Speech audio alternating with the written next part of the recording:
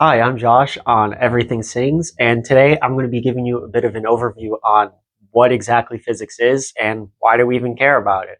I mentioned previously that science is just the study of the natural world, but that covers a lot, like a lot. Science is a very big subject because there's a lot of things that happen in the world, and so we need to break this down into smaller components. So a lot of times this comes down to smaller fields of study like chemistry, biology, physics, astronomy, so forth. We have subjects like chemistry that kind of look at the inherent properties of different types of matter and the atoms and the elements that make these things up and how they react with each other. Then you have biology, which is looking at the study of life in living organisms and how those function with each other.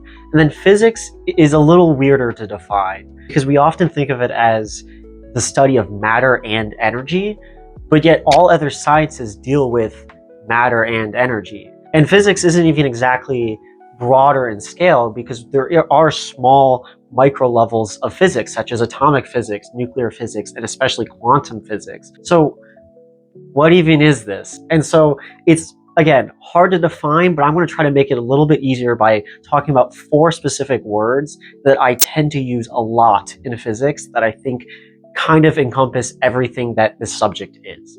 Okay, so the first word that I want to talk about is interactions. This word means exactly what you think it means. Interactions. How do two things interact with each other when they come into contact with each other or are close to each other or something happens between them? We want to know why and what happens. This will come up a lot when we think about collisions and looking at the mechanical energy that gets transferred, the transfer of momentum, those kinds of things. When we look at charges and like the electrostatic forces that interact between two charges, what happens there and why did it happen? That's a lot of what we're going to be talking about. The second one that I think is really important is change. Again, these are not trick words or anything.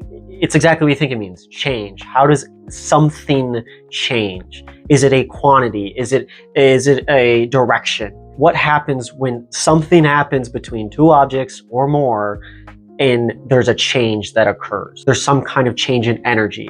There's some kind of change in motion, a change in speed, change in position, these kinds of quantities. This is what we're going to be looking at. And for a lot of people that are really into math, this is where the calculus comes into play, because a lot of calculus is simply the study of change. What's the derivative of this function? What's the integral, as in what's the amount of change versus the rate of change?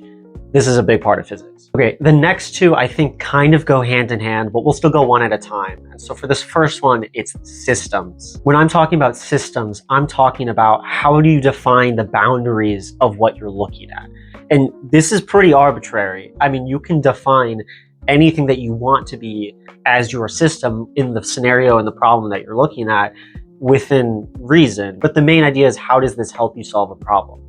So one common system we think of is the Earth system, and we think of the boundary of that system usually being the atmosphere. So if something enters into our planet from outside of the atmosphere in outer space, that's usually something that's entering from out of the system into the system. Or you could be more precise and define the system as simply just your room. And so then anytime someone enters into that room, they've now entered into the system. And so the idea here is that, similar to before when we're looking at change in interactions, we're trying to see how within a system, what changes and what interactions occur that create something new or something else within or outside of this system.